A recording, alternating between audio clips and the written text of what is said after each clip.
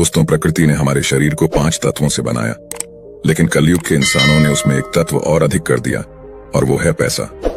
पैसों से सब चीजें नहीं खरीदी जा सकती, लेकिन पैसों से बहुत कुछ खरीदा जा सकता है। एक संत प्रवचन दे रहे थे कि पैसों के पीछे मत भागो, ये माया का दलदल है, और इस माया के दलदल में जो फंस गया तो वह पूरी जिंदगी दुखी रहता है। और वहां बैठे सभी लोग इसी बात पर तालियां बजा रहे थे। उन्हें यह बात नहीं पता थी कि यह संत इसी बात को बोलने के लिए पैसा लेता है। यही तो माया का खेल है, जो कि इस दुनिया में बहुत कम लोग इस बात को जान पाते हैं, और जिसने जान लिया उसको इस माया ने बुलंदियों की चोटी पर पहुंचा दिया। दोस्तों, आज के समय में पैसा कमाना जितना मुश्किल नहीं है, उससे भी ज्यादा मुश्किल है पैसों को संभाल कर रखना। इस दुनिया में बहुत लोग ऐसे होते हैं जिनके पास कुछ पैसा क्या आ जाता है, वो लोग घमंड में हो जाते हैं। वो लोग पैसों के नियम को जानते ही नहीं है। आपने ध्यान दिया होगा कि सरस्वती की तस्वीर हमेशा बैठी होती है और लक्ष्मी की तस्वीर सीधी रहती है। सरस्वती ये कहती है कि मैं जल्दी आऊंगी नहीं, और यदि मैं आ गई तो मैं वापस जाऊंगी नहीं, क्योंकि ज्ञान इतनी आसानी से अर्जित नहीं किया जा सकता। और यदि हमने एक बार किसी ज्ञान को अर्जित कर लिया तो वो ज्ञान हमसे कोई छीन नहीं सकता। लेकिन लक्ष्मी का ये नियम होता है कि वो जल्दी आ भी जाती है तो जल्दी चली भी जाती है। यदि किसी इंसान को सही तरीके से रखना नहीं आया तो बहुत जल्दी उस घर से निकल जाती है। आज की इस कहानी के अंदर मैं आप लोगों को 6 ऐसे खर्च बताऊंगा जिसे आपको आज और अभी से ही बंद कर देना चाहिए, तो ही आप पैसों के सही नियम को समझ पाएंगे। आप कितना कमाते हैं ये जरूरी नहीं है। आप जितना भी कमाते हैं, इसमें से आप अपना खर्चा इन 6 जगहों पर कम कर दो। धीरे धीरे आपके घर में धन रुकना शुरू हो जाएगा। आपको खुद को लगेगा कि सच में हमारे घर में पैसा रुकना शुरू हो गया है। और अमीर बनने का सबसे पहला रास्ता यही होता है कि अपने खर्च को कम कर दो और ज्यादा पैसा कमाने का तरीका ढूंढो। तो चलिए जानते हैं इस कहानी के माध्यम से कि वो कौन सी 6 चीजें हैं जहां हमें पैसा नहीं खर्च करना चाहिए। तो चलिए कहानी शुरू करते हैं। उससे पहले यदि आप भी महात्मा बुद्ध को दिल से मानते हैं और उनके भक्त हैं, कमेंट बॉक्स में नमो बुद्धाय जरूर लिखें। यह हमारे लिए आपका आशीर्वाद होगा। एक बार की बात है, एक गांव में 2 औरत रहती थी। एक के पास एक भैंस थी और एक के पास एक बकरी थी जिसके पास भैंस थी। वो औरत सही तरीके से किसी भी चीज को संभाल कर रखना नहीं जानती थी। उसकी भैंस दूध तो बहुत देती थी, लेकिन उसने दूध की कीमत जानी ही नहीं, और वो दूध घर की बिल्ली को पिला देती थी। उस दूध को ऐसे ही खर्च कर देती थी। दूध को सही तरीके से उपयोग में कैसे लिया जाता है वो औरत जानती ही नहीं थी। और जिसके पास बकरी थी वह दूध की कीमत जानती थी, और वह दूध के एक एक बूंद को बचा कर रखती थी, और उससे दही जमाकर घी निकाल लेती है, और धीरे धीरे वो बहुत सारा घी इकट्ठा कर लेती है। अब जिसके पास भैंस थी उसने दूध की अहमियत कभी जानी ही नहीं थी। उसने कभी भी दूध से घी निकालने के बारे में सोची नहीं थी। फिर एक दिन उसके घर में कुछ मेहमान आ जाते हैं, और मेहमानों को तो रूखी रोटी नहीं खिलाया जा सकता, ये तो आप हम सभी जानते हैं। तो इसीलिए वो औरत उस औरत के पास जाती है जिसके पास बकरी थी। उस औरत के पास से 1 पाव घी ले आती है। वह औरत यह कहकर घी लाती है कि मैं जल्द ही अपनी भैंस का दूध निकाल कर घी निकालूंगी तो मैं तुम्हें तुम्हारा घी वापस कर दूंगी। और बकरी रखने वाली औरत उसको उधार के तौर पर घी दे देती है, और फिर वह औरत अपने मेहमानों को खाना खिला देती है। उसके बाद बहुत दिन निकल जाते हैं, लेकिन वो भैंस रखने वाली औरत उसको घी वापस नहीं करती। ये एक दिन फिर बकरी रखने वाली औरत भैंस रखने वाली औरत के पास जाती है और कहती है कि मैं तुम्हें एक बार घी दी थी तो मैं वो घी वापस लेने आई हूं। ये सुनकर वो औरत कहती है, कौन सा घी? तू भला मुझे घी कैसे दे सकती है? मेरे पास तो भैंस है और तेरे पास तो बकरी है, और मैं भला तुझसे घी उधार क्यों मांगूंगी? मेरे पास तो इतनी अच्छी भैंस है और उसका तो बहुत ज्यादा दूध होता है। मैं तो खुद उससे घी निकालूंगी, मैं भला तुझसे घी क्यों उधार लूंगी? ये कहकर वो देने से मना कर देती है। और फिर बकरी रखने वाली औरत वापस आ जाती है, क्योंकि उसको यह पता था कि कोई भी अब मेरी बात पर विश्वास नहीं करेगा, क्योंकि उसके पास तो भैंस है। लेकिन फिर भी उसने कई लोगों से बोली, पर इस बात को कोई मानने को तैयार ही नहीं था। सबका जवाब एक सा था कि भला भैंस रखने वाला इंसान बकरी रखने वाले से घी उधार क्यों लेगा। ये बात कोई भी मानने को तैयार नहीं था। उसी गांव के बाहर एक गुरु रहते थे, और फिर वो बकरी रखने वाली औरत उस गुरु के पास जाती है और उन्हें अपनी सारी समस्याएं बताती है। उसके बाद उस गुरु ने भैंस रखने वाली औरत को बुलवाते हैं, और फिर वो औरत भी उस गुरु के पास पहुंच जाती है, और वह भी अपनी बात बताते हुए कहती है कि गुरुदेव ये झूठ बोल रही है, मेरे पास तो भैंस है और भला मैं इससे घी क्यों लूंगी। अब उस गुरु को इसका फैसला करना था कि क्या सच में भैंस रखने वाली औरत बकरी रखने वाली औरत से घी उधार ली है या नहीं, क्योंकि बकरी का दूध तो बहुत कम होता है और भैंस का तो बहुत ज्यादा होता है। तो क्या जरूरत हो गई कि एक भैंस वाली को बकरी वाली से घी उधार लेना हुआ। अब गुरु बहुत देर सोचते हैं और उसके बाद दोनों औरतों को अपने पास बुलाकर एक एक लोटा पानी देते हुए कहते हैं कि ये पानी लेकर जाओ और दोनों ही अच्छे से हाथ पैर धोकर आओ। अब एक लोटा पानी देखकर भैंस रखने वाली औरत कहती है कि गुरुदेव, सिर्फ एक लोटा पानी से हाथ पैर कैसे धो पाऊंगी। लेकिन बकरी रखने वाली औरत उस लोटे को लेकर चली जाती है और वो अच्छे से अपने हाथ पैर धोती है और उसके बाद भी वह लोटे के अंदर कुछ पानी बचा भी लाती है और वापस गुरु के पास आ जाती है। लेकिन वो भैंस रखने वाली औरत लोटा लेकर जाती है और उसने तो सिर्फ अपना हाथ धोया और उस लोटे को खाली करके वापस ले आती है। जैसे ही वापस लाकर दोनों लोटा रखा जाता है, तभी वो गुरु कहते हैं कि भैंस रखने वाली औरत ने बकरी रखने वाली औरत से घी ली थी और उसे घी वापस करना चाहिए।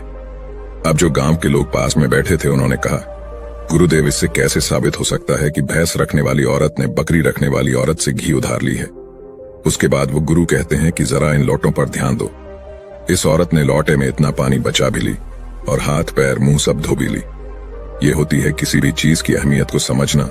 और दूसरी औरत ने सिर्फ मुंह धुलकर ही लोटे का सारा पानी खत्म कर दी, क्योंकि उसको इस पानी की कीमत नहीं पता थी और जिस चीज की हमको कोई कदर नहीं होती, वो भले ही हमारे पास कितने भी हो, वो नष्ट हो ही जाती है, वो खत्म हो ही जाती है। और यदि हमारे पास कोई भी चीज कम है और यदि हम उसको सही तरीके से इस्तेमाल में लेते हैं और उसकी कीमत को जानते हैं, तो जरूर उससे हम फायदा ले सकते हैं। जैसे कि बकरी रखने वाली औरत ने दूध बचाकर उससे मक्खन निकाली और उससे घी बनाई, और भैंस रखने वाली औरत को दूध की कदर नहीं थी, इसीलिए इतना दूध होने के बावजूद भी उसके घर में मेहमानों के लिए घी नहीं था। यह बात सत्य है। उसके बाद भैंस रखने वाली औरत उस गुरु के चरणों में गिर जाती है और कहती है, महाराज, मुझे क्षमा कर दीजिए, मैं अभी घर जाकर उसको एक वापस दे दूंगी। उसके बाद वो गुरु कहते हैं कि बूंद बूंद से सागर भरता है। हमारे पूर्वजों ने यह कहावत यूं ही नहीं बनाई। हमारी छोटी छोटी बचत हमारे भविष्य में एक महत्वपूर्ण लाभ बनकर हमें मिलती है, और ये बात बहुत ही कम लोग जान पाते हैं। और यही बात हमारे घर में लक्ष्मी पर लागू होती है। यदि हम लक्ष्मी को बचाएंगे तो वही लक्ष्मी हमें भविष्य में अधिक लाभ बनकर मिलेगी। तो दोस्तों की कहानी तो आपको समझ में आ गई होगी। तो आइए अब जानते हैं वह 6 खर्चों के बारे में जो हमें आज से ही बंद कर देना चाहिए। सबसे पहला खर्च है दिखावे का खर्च। आपके अगल बगल में किसी ने महंगी कार ले ली तो अब आपके मन में जलन होने लगती है कि मुझे भी जल्द ही कार लेनी है, और यही दिखावे का खर्च आपको पूरी उम्र गरीब बनाकर रखता है। दोस्तों, हम में से ऐसे बहुत से लोग होते हैं जो सिर्फ दिखावे के चक्कर में ही बहुत सारा ऐसा सामान उठा लाते हैं, जैसे कि दूसरों के सामने अपना रुतबा अधिक हो सके। कार ले लेना, महंगे जेवर ले लेना, महंगे मोबाइल ले लेना, या फिर ऐसी कोई महंगी चीज खरीद लेना जिसकी हमें हमारी जिंदगी में कोई जरूरत भी नहीं होती। और जब उन्हें कोई समझाता है तो कहते हैं, हम किसी से कम है क्या। वो लोग ये नहीं समझते हैं कि इससे हमारा सिर्फ नुकसान होता है, ना कि कुछ फायदा। यदि आपको सच में अमीरी के रास्ते पर चलना है तो ये सारे खर्चे सबसे पहले आपको बंद करना होगा और वही पैसा कहीं इन्वेस्ट करना सीखना होगा। मैं ये नहीं कहता कि आप अपने शौक पूरे ना करें। मेरे कहने का मतलब ये है, जिस चीज की आपको जरूरत है बस आप वही लो। किसी को देखकर कोई सामान बिल्कुल ना ले। दूसरी बात है कंपनियों की स्कीम से दूर रहना। अपने सामान की बिक्री अधिक करने के लिए अलग अलग ब्रांड की जो कंपनियां होती हैं वह लुभाने की एक स्कीम लाती है, लेकिन यह उनकी मार्केटिंग करने की रणनीति होती है जो हम लोग समझ नहीं पाते। और बहुत सारे लोग अलग अलग स्कीम के चक्कर में आकर वो चीज भी खरीद लेते हैं जिसकी उन्हें जरूरत भी नहीं होती। यदि हम मार्केट में जाते हैं और हमें पता चलता है कि 50% डिस्काउंट के अंदर वॉच मिल रही है, बल्कि हमारे घर में तो 2-4 वॉच रखी हुई है, लेकिन फिर भी हम उस वॉच को खरीद लेते हैं। हम लोग यह नहीं समझते कि यह सब मार्केटिंग करने की रणनीति होती है। इससे हमें फायदा नहीं होता बल्कि कंपनी को ही फायदा होता है। इसीलिए ऐसे शौक कभी ना पालें, क्योंकि यही गरीब होने का सबसे महत्वपूर्ण कारण भी होता है। क्योंकि जिस चीज की हमें जरूरत भी नहीं है और उसी चीज में हम लक्ष्मी को खर्च कर देते हैं, तो उससे हमारे घर की लक्ष्मी नाराज हो जाती है और फिर धीरे धीरे हमारे घर से निकलने लगती है। तीसरा खर्च है कर्ज। आज के समय में ज्यादातर लोग कर्ज लेकर महंगी महंगी चीजें खरीद लेते हैं, जैसे कि कार, बंगला, मोबाइल, और फिर उसका पैसा भरते रहते हैं। जैसे कि आजकल हम लोग क्रेडिट कार्ड का इस्तेमाल करते हैं। क्रेडिट कार्ड हमें पैसे खर्च करने के लिए कहता है। जो पैसा हमारे पास है या फिर जो पैसा हमारे पास आने वाले हैं और उस पैसे को हम खर्च कर देते हैं, तो जरा सोचिए कि हम अमीर कैसे बन पाएंगे। जो पैसा हमारे पास आया ही नहीं, उस पैसे को भी हम खर्च कर देते हैं और हम अमीर बनने के बारे में सोचते हैं, अमीर बनने की वीडियो देखते हैं लेकिन उन बातों का पालन नहीं करते। और बहुत लोग तो ऐसे भी होते हैं जो लोन लेकर जमीन खरीद लेते हैं और ये सोचते हैं कि जब हमें इसमें फायदा होगा तो हम लोन वापस कर देंगे। लेकिन वो लोग ये नहीं समझते कि जितना हमें इसमें फायदा होगा उससे ज्यादा हमें लोन का ब्याज भरना होगा। तो दोस्तों, ऐसा काम कभी ना करें। कर्ज लेकर कोई भी चीज ना खरीदें। चौथी और सबसे अच्छी बात यह है कि आप अपने पैसों को कैश में रखकर ही खर्च करें। कभी भी मोबाइल फोन के किसी भी ऐप का उपयोग करके पैसा खर्च ना करें। आपको शायद पता नहीं होगा कि आप कोई भी सामान खरीदते हो और फिर फोन से पेमेंट करते हो तो आपको आपके पैसा खर्च होने का ज्यादा तकलीफ नहीं होता, क्योंकि वो पैसा आपके जेब से नहीं जा रहा। लेकिन वहीं पर यदि आप अपने जेब से पैसा निकालकर खर्च करते हैं तो आपको महसूस तो होगा कि यार पैसा खर्च हो रहा है। अगर आपको यकीन ना हो तो आप ऐसा करके देख लेना, मार्केट जाना और फिर किसी भी सामान का पैसा अपने फोन से पे करना, जिससे आपको ज्यादा महसूस नहीं होगा कि आपका पैसा खर्च हो रहा है। लेकिन जिस दिन आप अपने जेब से पैसा निकाल कर दोगे तो उस दिन आपको जरूर लगेगा कि यार पैसा जेब से जा रहा है, मेरा पैसा खर्च हो रहा है, ज्यादा पैसा खर्च हो रहा है। पांचवी बात आपको ध्यान रखनी है, अपनी भावनाओं पर काबू रखना है। अगर आपको कोई चीज पसंद आ रही है और आप उसे खरीदना चाहते हैं तो सबसे पहले यह देख लें कि वाकई क्या इस चीज की आपको जरूरत है, क्योंकि बहुत से लोग कोई चीज पसंद आने पर उसे तुरंत खरीद लेते हैं।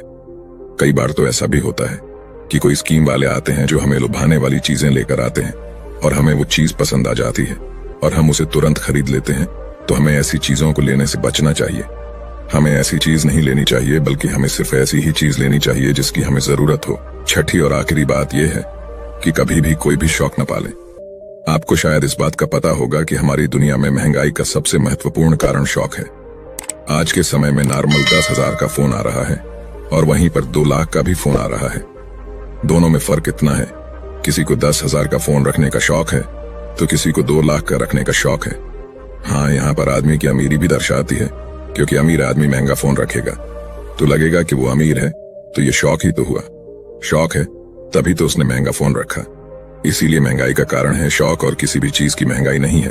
और इसीलिए लोग समय समय पर शौक वाली चीजें बनाते रहते हैं, अच्छी अच्छी चीज बनाकर हमें लुभाने के लिए लेकर आते रहते हैं ताकि हमें वो चीज पसंद आ जाए और हम उसे तुरंत खरीद लें, क्योंकि उन्हें पता है कि ना लोगों का शौक खत्म होगा और ना ही उनका मार्केटिंग बंद होगा। तो इसीलिए अपने शौक पर काबू करें। जितना हो सके कम शौक करें, क्योंकि शौक करने से हमारी जिंदगी नहीं चलेगी, बल्कि मेहनत करने से और पैसे को अपने पास सेव करने से जिंदगी चलेगी। क्योंकि आज के समय में पैसा ही सब कुछ है।